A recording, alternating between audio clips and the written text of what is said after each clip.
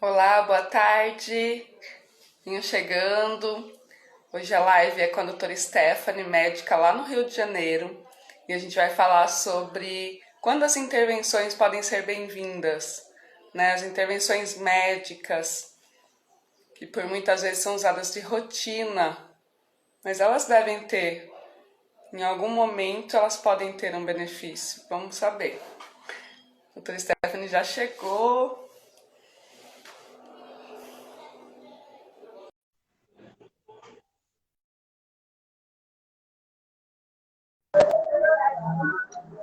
Olá! Olá, Olá, tudo bem, doutora Stephanie? tudo bem? Você está Aqui tá conseguindo um me ouvir? pouquinho. Eu acho que a conexão tá um pouquinho ruim. É. A minha, será ou Agora a foi. sua? Agora eu tô vendo normal. Foi? Ah, O áudio tá bom? tá bom sim, tá dando para me ouvir também? Eu tô usando esse hoje de Bluetooth, não sei, tá dando para me ouvir Não, pra mim legal? tá certinho. Pra mim tá bem direitinho. Obrigada pelo convite, Então queria tá bom. agradecer. Eu que agradeço pela sua disposição, por estar aqui tirando essas dúvidas nossas, né? Eu acho que é bastante pertinente a gente poder conversar sobre isso. É sempre bom ter esse preparo emocional também para as intervenções, né? Também Uhum, para o que possa precisar nesse sentido. A gente, praticamente, o que a gente vê é que as pessoas não se preparam também, né? Para esse tipo de exatamente. situação, E para toda situações. oportunidade que a gente tiver para poder empoderar mais um pouquinho as mulheres, para poder trazer mais informação, a gente tem que agarrar elas e transmitir mesmo conhecimento, né? Exatamente. Doutora Stephanie, eu vou me apresentar então, e aí depois você se apresente e a gente começa a Uhum, dialogar, pode ser? tá ótimo. É, o meu nome é Carol, Carol dos Anjos, eu sou de Piracicaba, moro em Piracicaba, hoje eu estou aqui em São Paulo, mas eu moro em Piracicaba e venho trabalhando com doulagem desde 2016. Eu sou mãe de duas meninas, as duas nascidas em casa em parto planejado, né? Parto domiciliar planejado. E aí foi isso, eu tive que fazer toda uma preparação, né? É, pensar Muito em todas estudo. as possibilidades mesmo, muito estudo. E aí, só 3 anos depois da minha primeira, é que eu decidi poder passar isso para as mulheres, então fazer o curso e poder levar isso de uma forma. Enfim, e agora com a pandemia, eu falei, deixa eu entrar no Instagram, porque eu quero falar, eu quero poder Aham, estar nesse momento também, para que muito possa legal. nascer dignidade e respeito, que é o que eu Uhum, acredito. As pessoas merecem, no mínimo, nascer com dignidade e respeito nessa vida. exatamente. Meu nome é Stephanie, eu sou médica aqui no Rio de Janeiro. Abri esse Instagram aqui para poder compartilhar também informação e trazer aí conhecimento para a gente poder receber os nossos bebês com mais acolhimento, com mais amor e de uma forma mais humanizada. É... Doutora Stephanie, você é do Rio de Janeiro, né? Sou aqui Em do que Rio. lugar? Assim, só para Eu sou do as Rio pessoas que mesmo, estão nos assistindo, às vezes, se situar. aham, do Rio mesmo, estado e cidade, e trabalho aqui na Legal. maternidade escola da UFRJ que fica em Laranjeiras. É pelo SUS que eu trabalho. Muito bom. Bom, ocitocina, misoprostol, vácuo extrator, exames de toque, ruptura da bolsa uterina, aquela manobra para sair a placenta, que muitas vezes ainda acontece, anestesia, entre outras tantas intervenções, né? Eu percebo que muitas pessoas elas passam por indução ou, ou por algum tipo de intervenção médica no parto e associa isso ao fracasso. E Isso. então, porque as pessoas tendem a não se preparar, como eu disse, né, emocionalmente, Uhum. porque pode não dar errado. Eu não gosto de usar essa palavra, porque eu acho que, assim, independente de como for, deu certo. Se mãe e bebê Uhum. passam bem, É Deu isso. tudo Então, certo. para mim, o melhor parto, o melhor dia de nascimento é aquele que no final os dois estejam bem, né, saudáveis, fisicamente e emocionalmente. Então, por isso que é tão importante se preparar Exatamente. para várias possibilidades, né? É, E então é isso, assim. eu digo que geralmente a Pode mulher, falar. para se preparar para o parto, ela se prepara para o plano A, mas ela tem que ter consciência que Isso. existe o plano B, C, D, e ela tem que aceitar todas essas possibilidades. Porque a gente sempre vai fazer intervenções, ou então mudar um pouquinho o rumo das coisas, para ter a melhor experiência de parto possível. E às vezes, para aquela mulher, o parto dela vai ser diferente de um parto que ela tenha planejado a princípio, como um plano A, um parto que foi bom para a irmã dela, ou para a tia dela, ou para uma amiga que ela conheceu, mas que no contexto daquela paciente não coube, entendeu? Então ela tem que se preparar também para quando as intervenções elas são necessárias, né? Sim. Então, e aí às vezes a intervenção médica, ela pode ser necessária, né? Uhum. E E pode benéfica. inclusive benéfica, e pode, é isso, inclusive ela pode ser bem-vinda. Nossa, que Uhum. bom que tem essa intervenção. Então, acho Exatamente. que seria legal dar uma contextualizada de quando Isso. começaram as intervenções, por que elas foram surgindo. Tem um post muito legal que eu vi seu uma vez, do Rei Sol, né? O que o Rei Sol tem a Do Luiz ver Cartoon. com a posição da Vamos economia. contar uma história aqui para poder Isso. contextualizar todo mundo. Então, quando a gente tem, falando dos registros de partos, os mais diferentes continentes assim do mundo, a gente sempre tinha um parto que ele era domiciliar, que ele era numa aldeia ou que ele era numa tribo, mas que ele era sempre uma mulher que tinha o suporte de várias outras mulheres. Geralmente era o sexo feminino que dava suporte às próprias mulheres. E aí, com o tempo, com o advento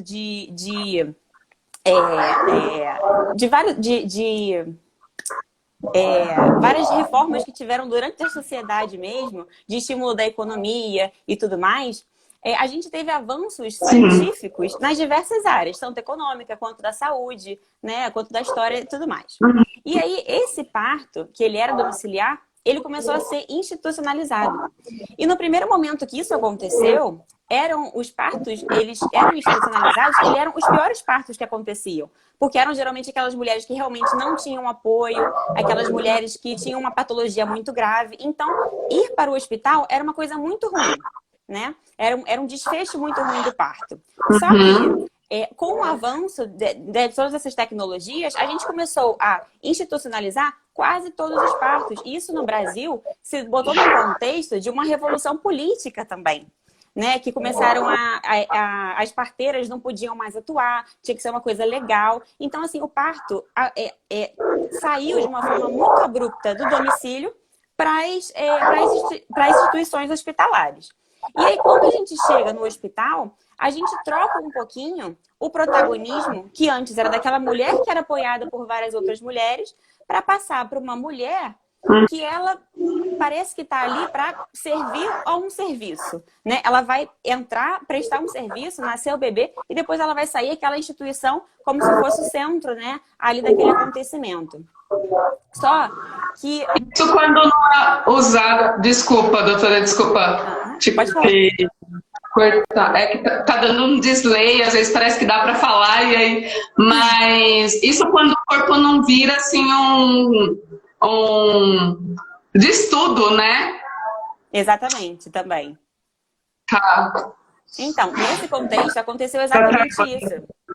Porque quando o parto ele começou a ser institucionalizado, não existia médico ainda que sabia acompanhar parto. Muita coisa se aprendeu com a parteira, né, que é quem tinha mais experiência, mas muita coisa vinha de outras áreas da medicina. E como é que você quer comparar um evento fisiológico, que é o nascimento, né, com outras áreas da medicina, que são áreas com patologia, com doença?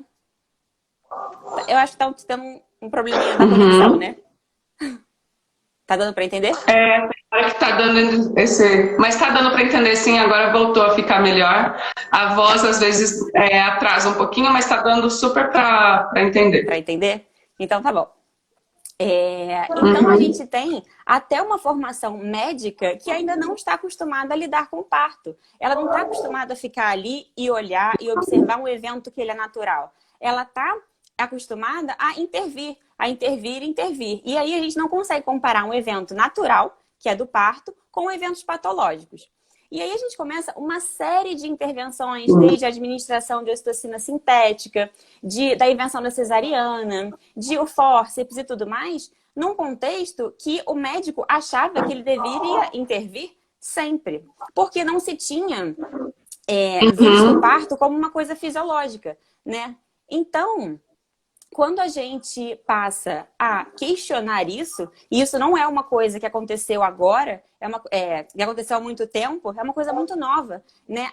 Que é a medicina baseada em evidência, que quando ela começa a colocar em prova todas essas intervenções de toque, episiotomia, de romper bolsa, a prova. E aí vai falar, poxa, será que isso é realmente necessário? Será que cabe fazer isso em todas as pacientes? E a resposta que eles tiveram é que não, em que existem situações em que são benéficas e situações que não são. Até você falou da história do rei Luís XIV, foi uma das primeiras intervenções, porque o rei Luís XIV foi um rei que o reinado dele teve muitos anos e ele teve muitos filhos. E ele gostava de assistir o parto das mulheres dele, então ele meio que obrigou as mulheres a parir em uma posição de litotomia, que é aquela posição ginecológica que a gente conhece, né? A paciente totalmente deitada, com as pernas em cima de um apoio para as pernas, né? As perneiras. Isso para que fosse visto para o rei Luís XIV, porque ele gostava ali de apreciar o momento do parto. Não se estava pensando na mulher, entendeu? E aí, como isso já era muito difundido, no momento em que o parto foi para o ambiente hospitalar, tudo que foi aprendido foi naquela posição. Se restringiu a mulher numa cama, né, num leito, e achavam que aquilo deveria ser a normalidade, né? Então, como eu falei, nos anos 90, não é uma coisa que tem muito tempo, é uma coisa muito recente, né? Se a gente for parar para pensar, começaram a colocar em xeque aí essas intervenções. E aí eu gosto de falar que tem um conceito da OMS que ela usa, que chama cascata de intervenções. Toda vez que se inicia uma intervenção, existe uma chance muito grande de, a partir daquela, existir uma série de outras intervenções que são desencadeadas por aquele evento inicial, entendeu?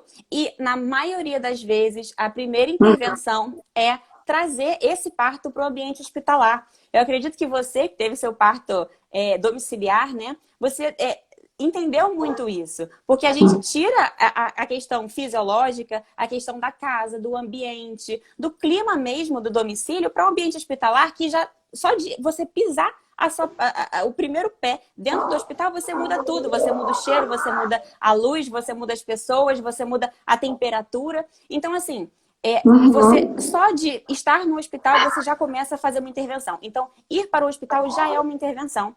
E assim, é aquela intervenção que a gente tem que pensar. Quando ela é benéfica, existem critérios para você poder ter o parto domiciliar e critérios para você ter que ir para o hospital de qualquer maneira, tá? E aí a gente tem que saber quais partos podem ir em domicílio. Você quer falar um pouquinho disso, já que você tem mais experiência?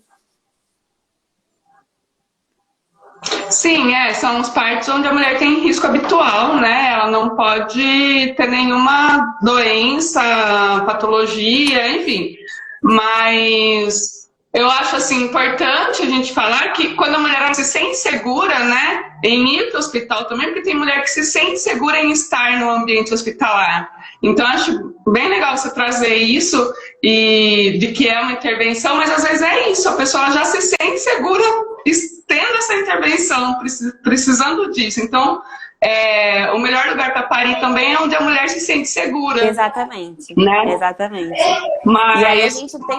para parto domiciliar é isso, precisa de físico, precisa ter esse físico, onde a mulher se encontra numa gestação de risco habitual e emocional também. Exatamente, exatamente.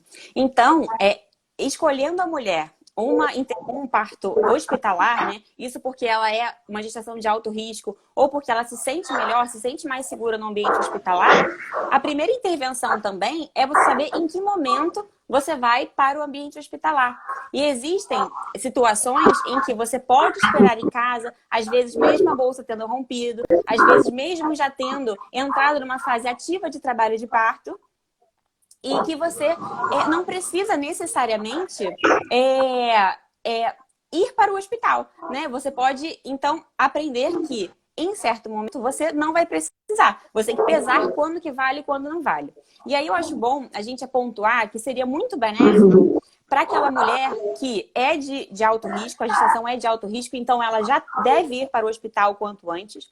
A outra coisa, quando o bebê é prematuro, né? Quando a gente está falando de um bebê que tem 37 semanas ou menos, isso é muito ruim, né? Porque é um bebê que tem um risco muito grande de ter, de necessitar de um suporte, né, neonatal. Então, se a gente estiver falando de um bebê abaixo de 37 semanas, eu acho que a internação deve ser o quanto antes. Precoce. É uma intervenção, é uma internação precoce, mas que eu acho que os benefícios superam os riscos, entendeu? Uhum. Sim, com certeza. E é isso que a gente tem que prezar, né? Exatamente. E aí, quando a gente entra no hospital, eu acho que depois da internação, a segunda intervenção que já vem aí no pacote, né, é o toque vaginal. E aí a gente começa a discutir que é um exame físico, você não vai romper bolsa, você não vai injetar nada naquela mulher, mas você vai fazer um exame que é o exame invasivo, né, que é a introdução digital, né, na vagina da mulher, que é uma coisa que muita gente... você está entregue àqueles hormônios, você está naquela situação e às vezes você não quer, né, uma pessoa te examinando de uma forma tão agressiva. Então, assim, é legal a gente pontuar por que o exame de toque ele é tão importante.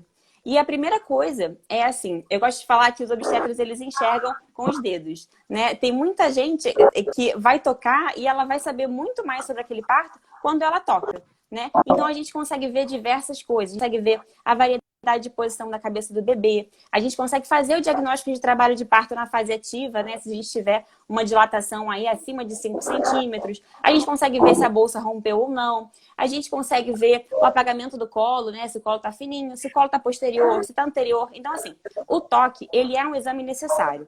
E ele é um exame também que não só a gente faz no momento da internação, como a gente usa ele para acompanhar o trabalho de parto. Só que, lembra que eu falei para vocês que quando a gente começa a estudar o parto, a gente começa em médicos que não eram acostumados a apenas observar, né? Apenas obstar, né? Que é estar ao lado e deixar o processo fluir naturalmente. Ele era acostumado a intervir muito. Então, esse exame... se criou um partograma, que é uma tabelinha que a gente usa para falar se aquele parto está evoluindo bem ou não, que foi um partograma que, se a gente for pegar para estudar, foi um partograma que ele foi criado com base em pouquíssimas gestações, que aquilo não tem quase respaldo nenhum, e aí a gente coloca ele como meio para saber se a gente vai intervir ou não naquela mulher. Então, assim, hoje em dia está ainda se questionando qual é o papel do partograma. Aquele partograma antigo que a gente conhece, aquele acompanhamento, ele já não condiz mais com a realidade. Ele já não condiz mais com quando a gente tem que intervir. Só que aí, nesse partograma inicial, né, existe uma tabela a ser preenchida, que é uma tabela que diz que você deve tocar aquela paciente a cada 1 hora. Então, essa mulher estava em trabalho de parto e ela recebia o toque de 1 em 1 hora, o que era uma coisa extremamente invasiva para aquela mulher, né? Então, invasiva. A gente, quando a gente começa a questionar esse toque, os estudos atuais, eles apontam que em um trabalho de parto, que assim, a mãe está bem, que o bebê está bem, que as coisas estão fluindo, que você consegue fazer um toque de 4 em 4 horas. Não há necessidade de você abreviar esse toque se tudo estiver bem. E existem outras maneiras de você perceber a progressão do parto que não seja só pelo toque. O toque vai trazer muitas informações? Vai sim, né? Mas você consegue ver por outras, a posição da mulher, a posição da barriga, a altura que você escuta o BCF, são várias outras coisas que você vai sentindo. Deixa eu te falar aqui. Em casa foi pela linha púrpura que a parteira conseguia perceber. Ela fez o toque, né, para ver o colo, para ver as questões primárias, e depois ela foi deixando levar e foi realmente percebendo pela linha púrpura, e ela falou, você já está praticamente com 10 centímetros, e aí eu comecei logo depois a sentir os puxos.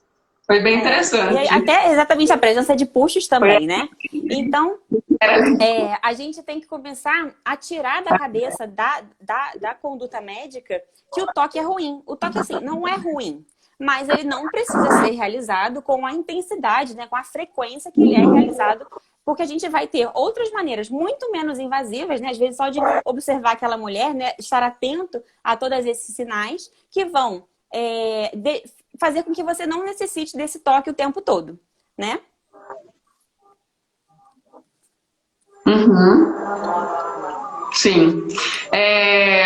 A ruptura da bolsa amniótica, quando está no final da gestação, doutora Stephanie, para saber se tem mecônio ou nunca precisa. Tem muita gente que tem dúvida quanto a isso, né? Mas precisa estourar a bolsa? Precisa fazer? A amniotomia, ela é um procedimento que ele é indolor, né? Você precisa fazer um toque e aí você vai com um instrumento que tem uma ponta fininha que você rompe aquela bolsa. E aí você consegue trazer algumas informações que são a presença de mecônio, aquele líquido tá claro, se não tá, se tem algum cheiro sugestivo de infecção. E você consegue também acelerar o parto. Porque quando a rotura da bolsa, você expõe aquele colo e aquele útero ao líquido amniótico e isso faz com que ali, porque por dentro do útero você está todo envolto por uma membrana, né? Então o líquido amniótico não está em contato com a musculatura uterina. Assim que você rompe aquela bolsa, aquele líquido amniótico ele começa a agir ali no colo. E isso é uma estimulação natural que do útero contrair, começar a contrair. Então, romper a bolsa de rotina não tem necessidade, não há necessidade de fazer isso. Só que, quando você tem a ruptura da bolsa como uma tentativa de evitar outras intervenções, começa a ser muito benéfico. Porque, por exemplo, a própria OMS também diz que qualquer intervenção deve ser evitada antes de 5 centímetros, né? Se a gente está falando de trabalho de parto deflagrado, né? A gente não está falando de indução de trabalho de parto.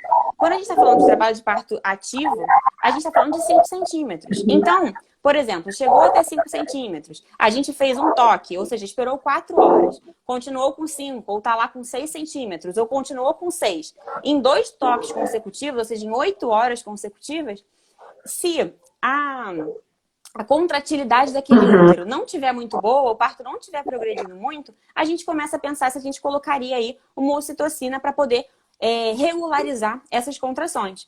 Mas a gente sabe que romper a bolsa é um estímulo muito menos invasivo, né? Porque você não vai infundir uma substância sintética na corrente sanguínea, você não vai prender a mulher a um acesso venoso, né? Que você fica com aquele tubinho no braço, que aquilo às vezes a mulher quer se mexer, quer fazer força, e aí ela fica presa no acesso, né?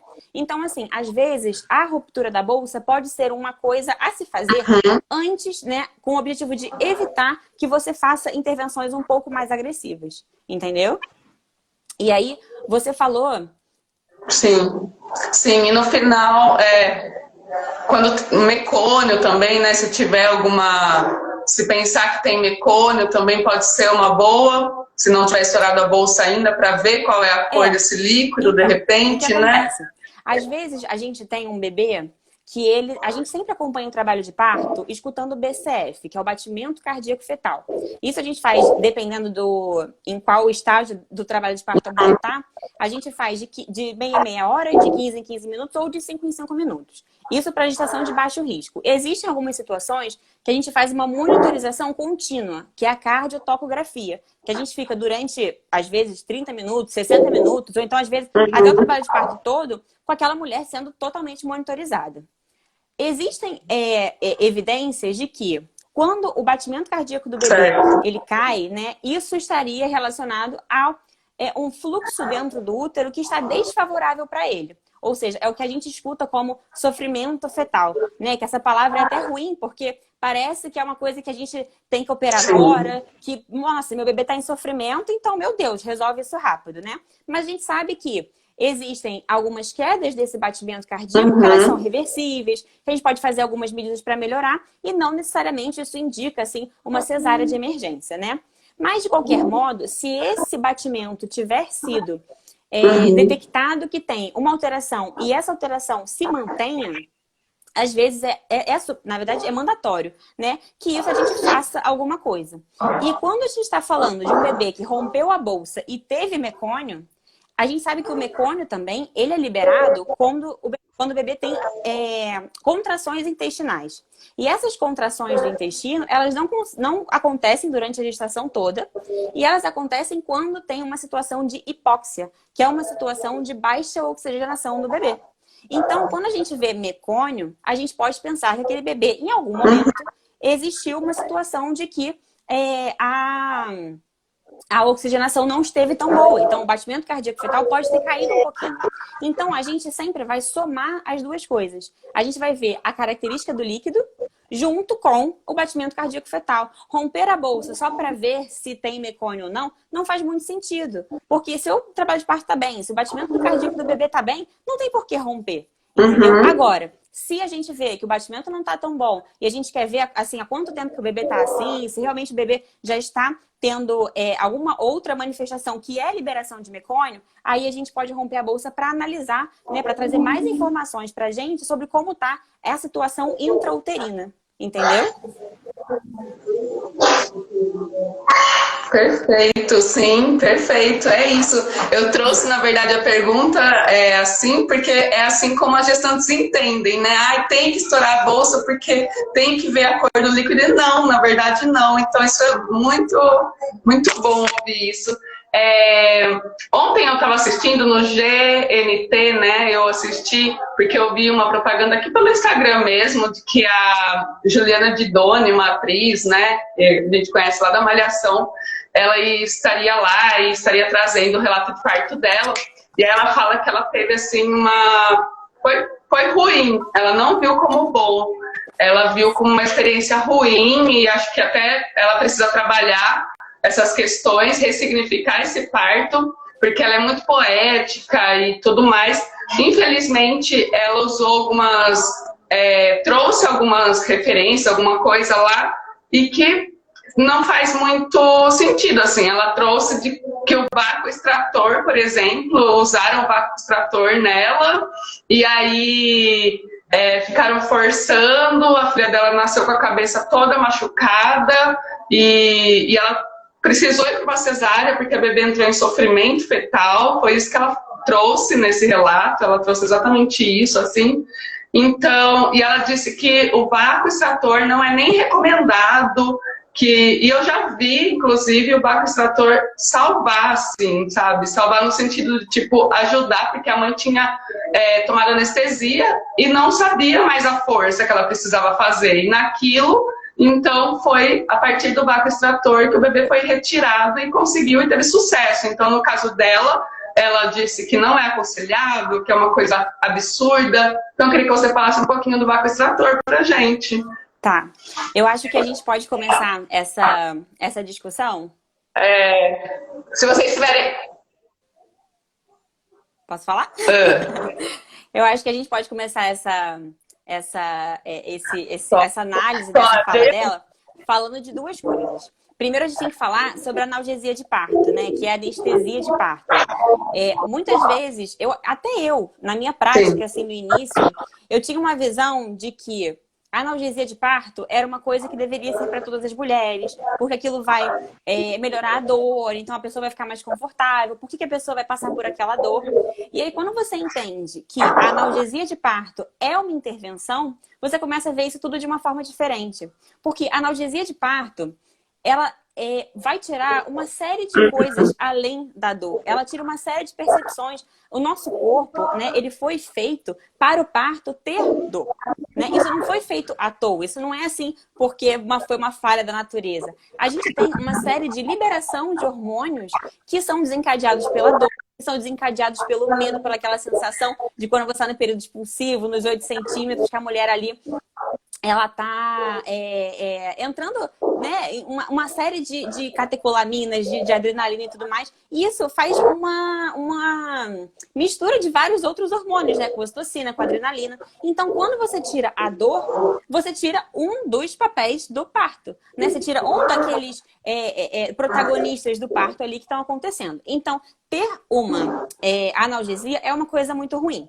Quer dizer, é uma coisa muito ruim para algumas pessoas. É uma intervenção. É uma intervenção e, assim, algumas mulheres vai ser muito ruim e algumas mulheres aquilo vai ser salvador. Aquilo vai ser uma intervenção que, olha, se não acontecesse aquela intervenção naquele momento, a mulher ia desistir, a mulher ia ter uma experiência traumática, a mulher a gente só fala, sair da caixa que entra realmente em desespero. Então, assim, a intervenção da analgesia, ela deve ser também vista para cada mulher. Não é assim, a gente não tem anestesia porque não é disponível. Não é só isso. A gente tem que ter anestesia quando aquela mulher, aquela intervenção é benéfica para aquela mulher, tá? E aí, quando a gente fala de anestesia, né, a gente deveria falar, na verdade, de analgesia de parto, que é diferente de anestesia. Quando a gente fala de analgesia, a gente está falando de um analgésico, que é apenas para tirar a dor. Quando a gente fala de anestesia, a gente está falando, além de tirar a dor, de tirar a sensibilidade térmica, sensibilidade de pressão. A gente está falando também de tirar motricidade, né, movimento da mulher, que são coisas que a gente não quer no parto normal. A gente quer que aquela mulher tenha consciência de tudo que está acontecendo, a gente quer que aquela mulher se mantenha ativa e tenha percepção da contração para ela poder ter os puxos, ter aquela vontade involuntária de fazer força, né? Então, assim, uma analgesia feita mais pesada, né? Uma analgesia que não seja uma pessoa experiente que parto de uma forma mais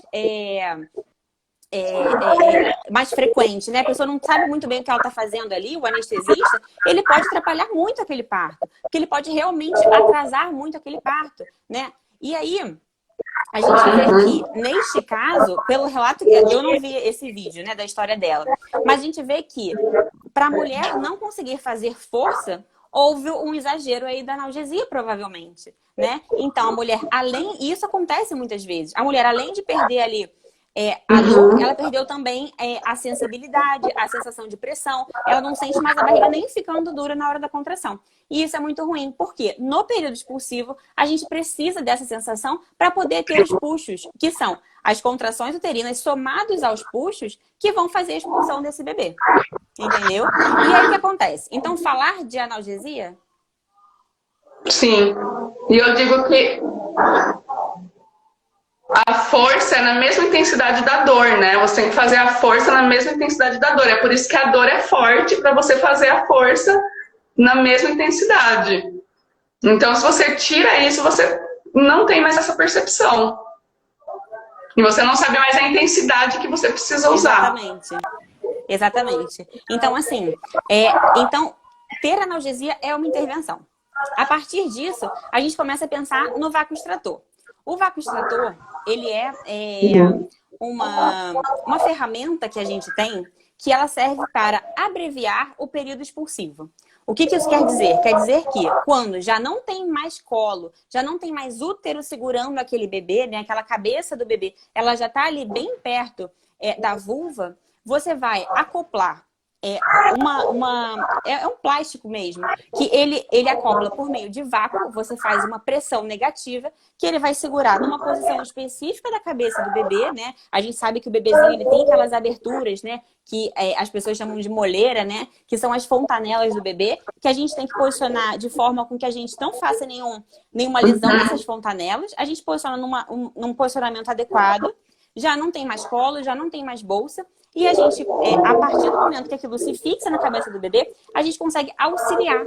Então, auxiliar a extração mesmo do bebê. Então, muitas vezes, uma utilidade desse vácuo extrator é o que a gente chama de exaustão materna, né? A gente sabe, essa moça, por exemplo, que você contou a história, ela podia estar numa analgesia que o bebê estivesse ali por muito tempo. A gente sabe hoje que o bebê pode ficar ali em período expulsivo por mais tempo do que se deixava antigamente, né? Hoje a gente fala, a gente tem documentos que falam que, assim, 4 horas, se bebê e mãe estiverem bem, se você estiver em período expulsivo ainda, você pode continuar, você pode investir ali naquele parto vaginal.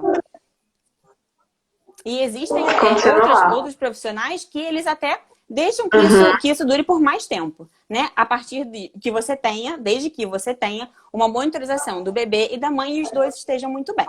E aí, se a gente começa a ter algum distúrbio desse momento, se o bebê já está lá embaixo, já está dilatação total, se a cabeça do bebê está dentro da vagina da mulher já, a gente tem que investir na força da mulher. Se a mulher perder o puxo, isso fica muito mais difícil, entendeu? Se nesse momento, se o bebê lá embaixo já, você tem um descolamento de placenta, se você tem alguma situação em que o batimento cardíaco do bebê começa a ficar muito ruim, você tem que fazer alguma coisa, né? Você tem que ou transformar aquilo numa cesariana, o que se torna muito difícil, porque o bebê já está ali dentro da vagina. Você tem que estimular ela, você vai fazer o puxo dirigido, sim, porque até falar para a mulher fazer força é uma intervenção, né? A gente tem que lembrar disso. O puxo dirigido, ele é uma intervenção. Só que nesse caso, ele vai ser uma intervenção benéfica. Ele vai ser uma intervenção que, olha, a gente precisa um pouquinho mais da sua ajuda agora, porque o seu bebê, o batimento cardíaco dele não está tão tranquilizador quanto a gente queria. Então, nesses momentos, principalmente, quando a gente está se esforçando lá, nós, a equipe, né, junto com a mulher, para que aquela força seja a melhor força possível.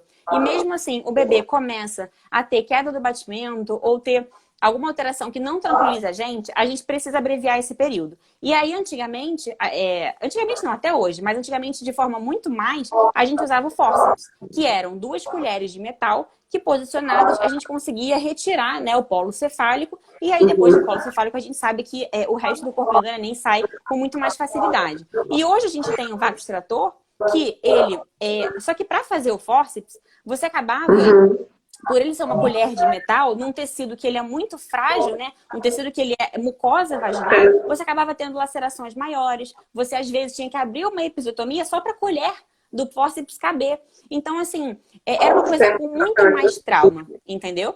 Então, quando a gente tem o vácuo extrator, né, que é essa coisa que acopla por uma pressão negativa, você tem muito menos trauma. Isso se reflete em menos laceração para a mulher e menos lesão até no bebê. Porque o fórceps, às vezes, pela colher do fórceps de metal, você tinha marquinhas que ficavam na cabeça do bebê, né? Até lesões mais graves, mas isso vai depender se a pessoa sabia passar o fórceps, se não sabia. Então, assim, o vácuo extrator, ele é uma intervenção que ela é benéfica, sim, principalmente nesses casos em que o bebê está muito baixo, em que o período expulsivo está deflagrado e você tem uma exaustão materna ou uma anestesia que ficou muito forte, ou às vezes a paciente é cardiopata, ou então tem alguma pneumopatia, ela não tem força cardíaca para fazer força, ela não tem força respiratória para fazer aquela força, ou ela tem um aneurisma cerebral, ou ela tem alguma coisa que a força dela não pode ser das melhores, entendeu? Então, ela vai precisar daquele auxílio, entendeu? Então, assim, o vácuo extrator, quando bem aplicado, ele é muito benéfico e ele é salvador, sim. O que ela fala também da cabeça do bebê, muitas vezes acontece que o bebê, quando fica muito tempo dentro da vagina, ele já tem uma conformação, a conformação da cabeça, a gente sabe que os ossinhos do bebê, eles são todos modeláveis, né? Eles têm um espaço entre eles justamente para caber no canal de parto.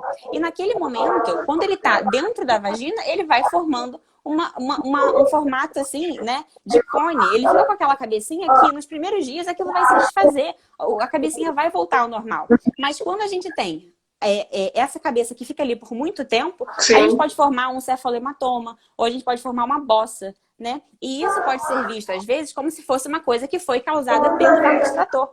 Mas, geralmente, o vácuo extrator, ele é necessário justamente nesses bebês que ficaram ali por muito tempo, que já tem aquela cabecinha que já está... já sofreu uma variação da sua formação, né, da sua conformação, por estar ali por muito tempo. Entendeu? Então, assim, nesses casos, eu acho que o vácuo extrator ele é muito bem indicado. Sim.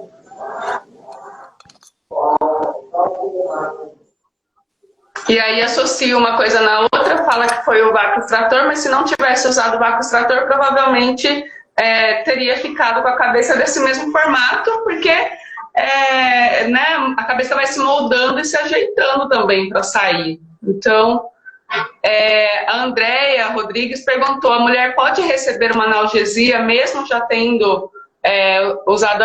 Como é? Eu perdi aqui, atualizou. A mulher pode receber uma anestesia mesmo já tendo usado analgesia?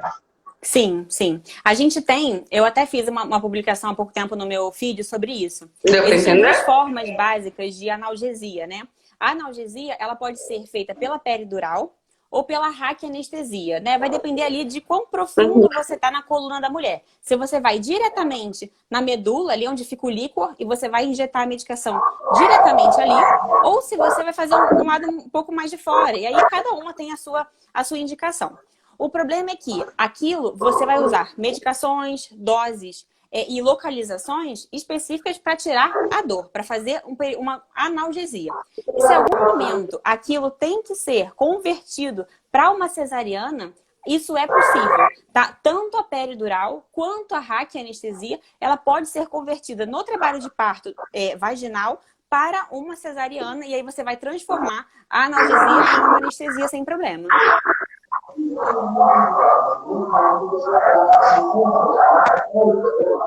Uhum.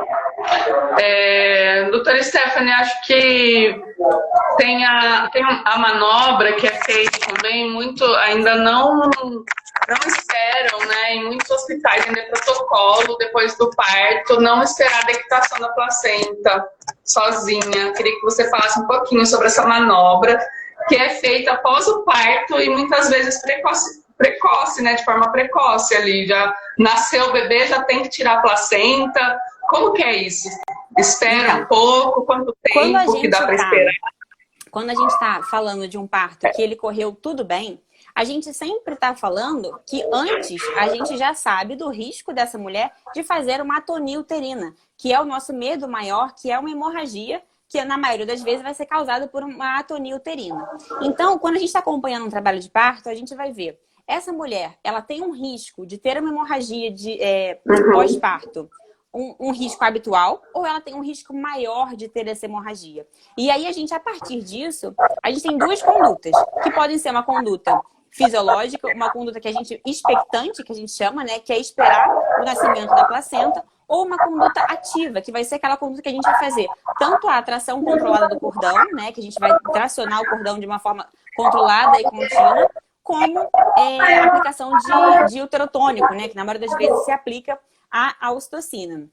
Então, a partir do momento que a gente está acompanhando aquele trabalho de parto, a gente diferenciou. A gente viu se essa mulher tem um risco habitual para hemorragia ou não.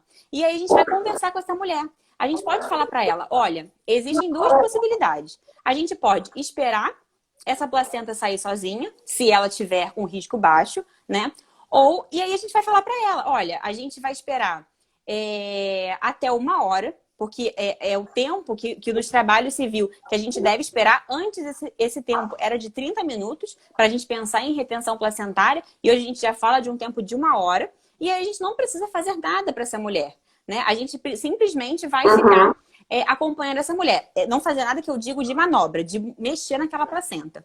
Só que, mesmo para uma mulher de baixo risco, se a gente optar por não tracionar aquela placenta, ainda é indicado que você faça a ocitocina intramuscular, né? A gente vê que a ocitocina intramuscular, pós-parto, ela já não é mais para o trabalho de parto e para frente, ela já não é mais intravenosa. Ela é uma aplicação na musculatura, que ela vai fazer com que aquele útero ele se mantenha contraído depois do parto. Então, em pacientes de baixo risco, a gente pode não mexer naquela placenta e fazer apenas o uterotônico, né? Essa recomendação que, assim, mudou a história da obstetrícia, né? A gente tinha uma mortalidade muito grande por hemorragia puerperal, e a gente tem, com o advento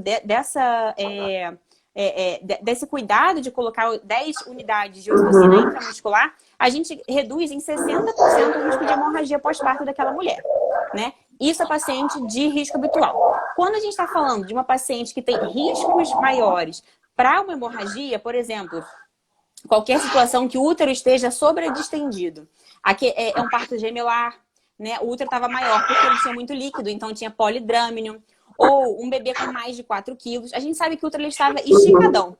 Na hora que ele tiver que contrair, ele tem um maior risco de não conseguir contrair de uma forma adequada, de fazer o que a gente chama de atonia uterina. Então, nessas mulheres que a gente vê essa questão, ela tem um alto risco de hemorragia puerperal. E outras coisas, se o parto for muito demorado, se aquela mulher sofreu uma indução de parto, não foi um parto desencadeado naturalmente, todos esses fatores vão somar para você classificar aquela mulher com risco baixo ou risco alto. Nesse momento, classificando essa mulher com risco alto, aí o mais indicado é a gente já ter uma conduta ativa. A gente já faz as duas coisas. A gente faz a ocitocina intramuscular e a gente faz a manobra da tração controlada do cordão. O que acontece é, muitas vezes, essa manobra, né, da tração do cordão, ela é feita imediatamente, né? Saiu o bebê, clampeou e as pessoas começam a fazer a manobra. O que acontece é que a gente precisa ter sinais de que aquela placenta já está se soltando para a gente começar a puxar aquela placenta, né? Porque vai tracionar aquela placenta de certa forma. Então, geralmente, a gente observa duas coisas naquela mulher. Primeiro, se ela está tendo cólica, porque ela estava tendo contração, contração, contração. E aí o bebê nasceu e tudo mais. Quando ela volta a ter cólica, mesmo o bebê já tendo nascido, é porque aquele útero está contraindo. Então é porque a placenta está se soltando. E naquele momento também, você começa a ter um sangramento transvaginal, né? Porque parte da placenta que começa a se descolar do útero, aquilo sangra. Então, você tendo a cólica somada ao sangramento, aí você pode começar a fazer a tração controlada do cordão. Mas isso, claro, conversando com a paciente, né? Então, assim, nesses casos, a tração controlada ainda é... Nesses casos, e quando a placenta demora mais de 1 hora para sair, aí a gente tem essa intervenção benéfica, sim.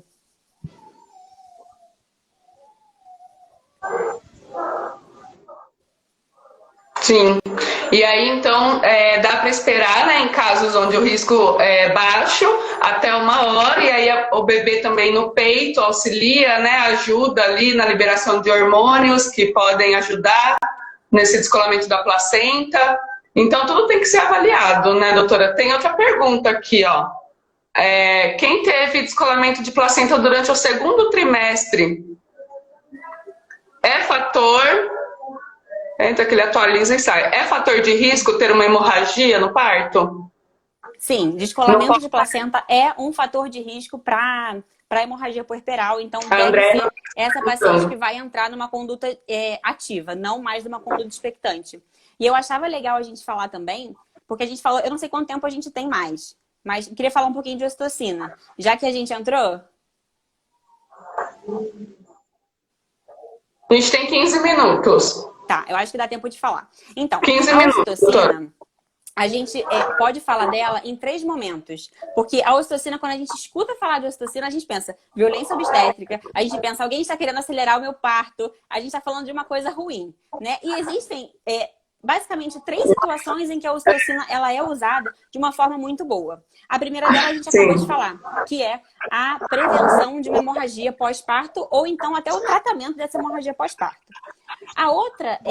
As outras 2 são em partos que precisam ser induzidos. Quando a gente está falando de indução de parto, a gente está falando que a gente tinha uma gestação em que mãe e bebê estavam bem e que a gente não precisava interferir em nada.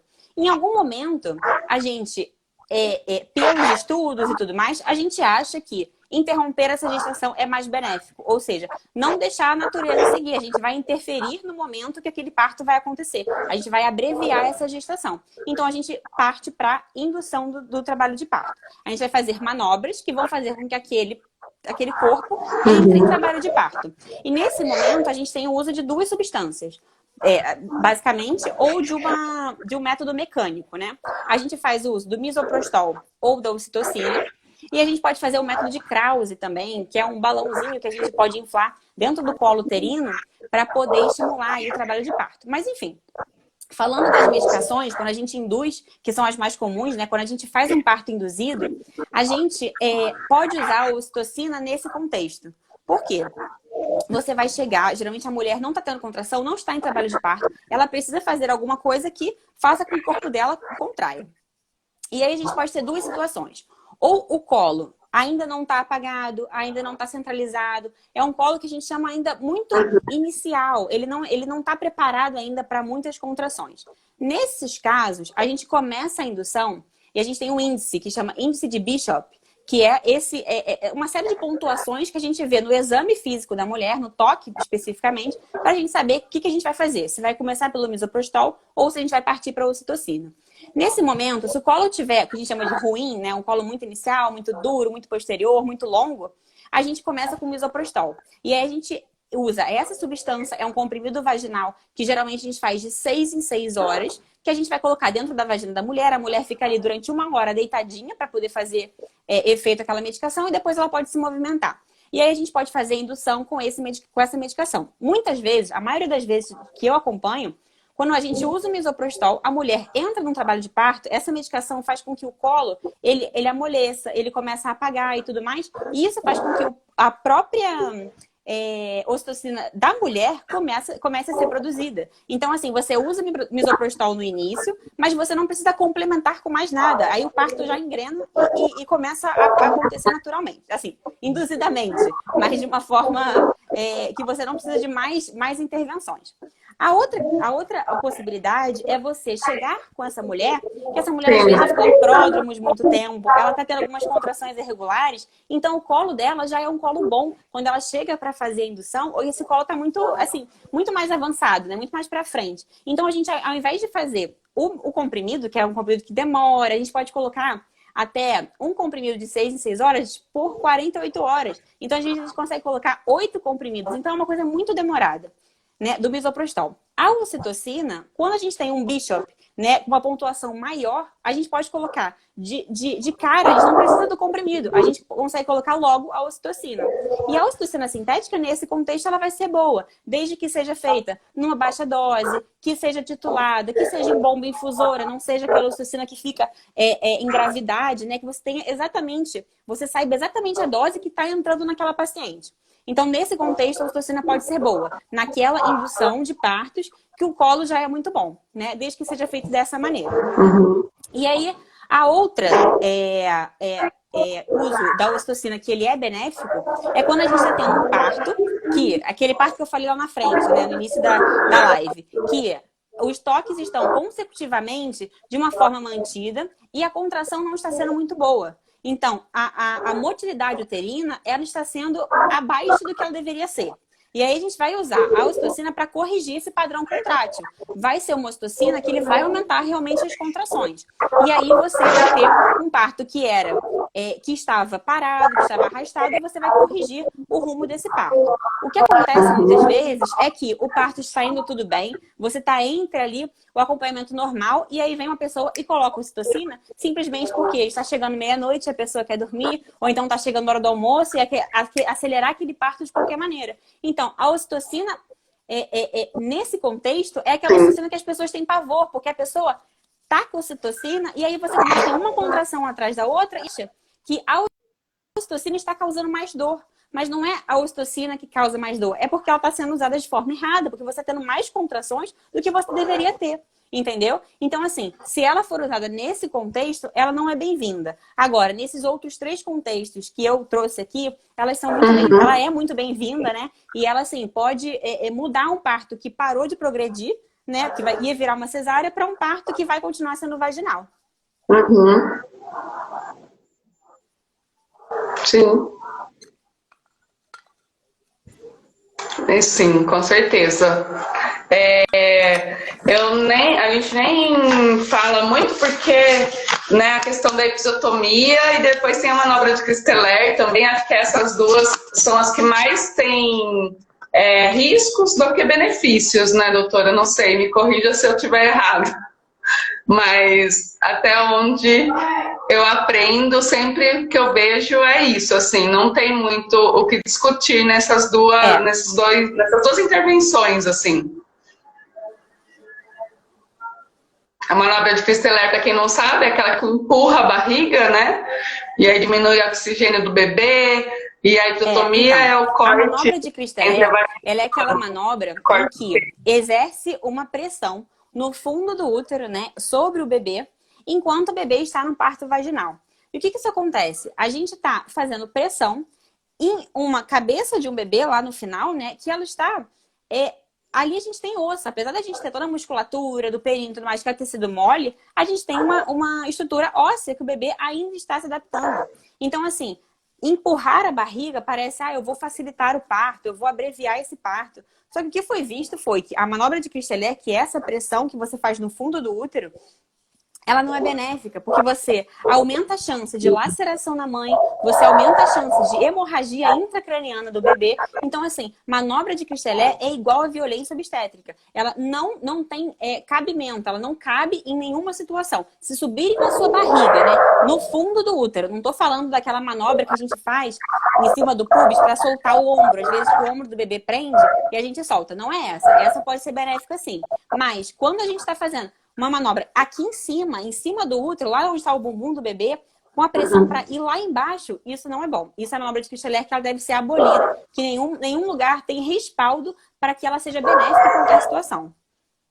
Agora, a episiotomia é um corte, né, que eu acho que todo mundo conhece, que é um corte que ele é realizado tanto na mucosa vaginal quanto na musculatura perineal, que antigamente se achava que iria facilitar, que iria abreviar o período expulsivo, então ele ia proteger aquele períneo, porque pensa bem, se a gente vai ter vários cortezinhos, porque grande parte das vezes, quando a gente tem a saída do bebê, a gente tem pequenas lacerações, né? Que eu nem gosto de chamar de laceração, porque laceração eu acho que a gente pensa num acidente automobilístico, uma coisa horrível. Eu gosto de falar de rotura perineal, que são feridas, que são escoriações que acontecem ali no canal de parto. Quando a gente está falando de um corte, a gente está falando de um corte que ele é sempre no mesmo sentido, que ele foi feito com uma tesoura ou com um bisturi, e ele tá certinho ali para você suturar. Então a ideia dos médicos era, poxa, se eu suturar esse lugar aqui apenas, eu vou estar beneficiando, porque ao invés de pequenos cortezinhos espalhados pela vagina, a pessoa vai ter um corte que eu vou poder dar ponto ali e ótimo.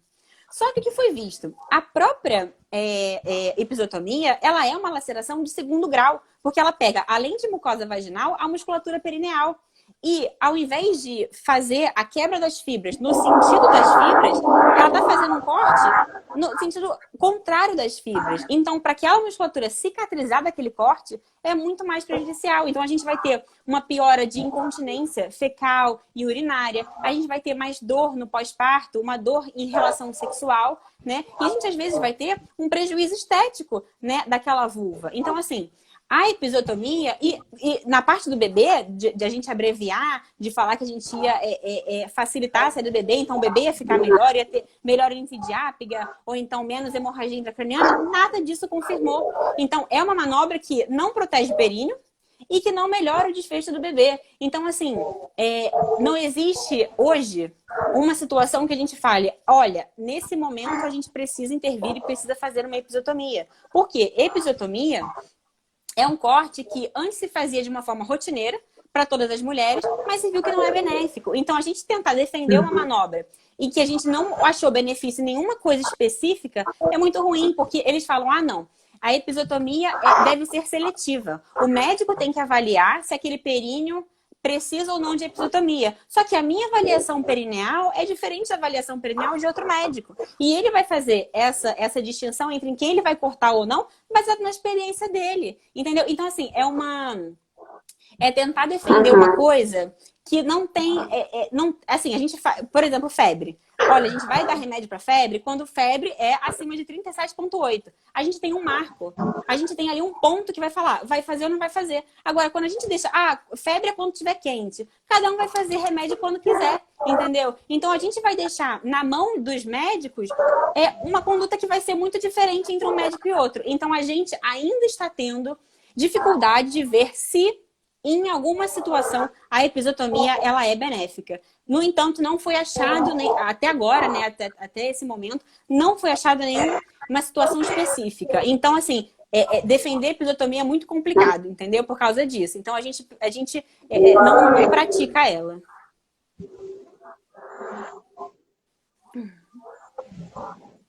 Uhum. Que bom, que bom. Doutora, muito obrigada. Foi uma super aula, né? Essa live. Adorei conversar com você. Realmente estou, assim, muito fã do seu trabalho. A gente está com 2 minutos, obrigada. Então acho que muito bom. Acho que todo mundo que estava aqui adorou, né? Então, se tiver mais alguma pergunta, se alguém quiser usar esses 2 minutos para fazer alguma pergunta também. Queria agradecer a vocês pela possibilidade da gente poder estar aqui difundindo informação e assim transformando a vida de mulheres, que eu acho que é o nosso objetivo aqui, né?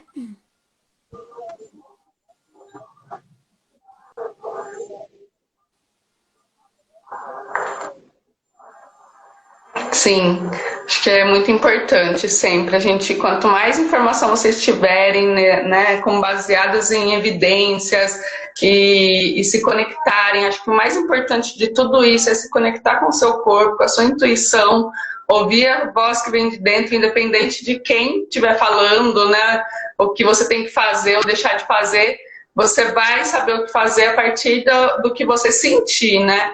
Porque é muito comum gestantes ficarem ouvindo pitacos, sugestões. Teve até essa caixinha lá, essa pergunta na caixinha, como eu entendi os pitacos. Da sua Quase própria, informação que você está o poder de poder parir, né? A gente começa a duvidar de tudo, se a gente é capaz, se não é capaz. Então, assim, voltar esse poder para quem deve ter, que são as mulheres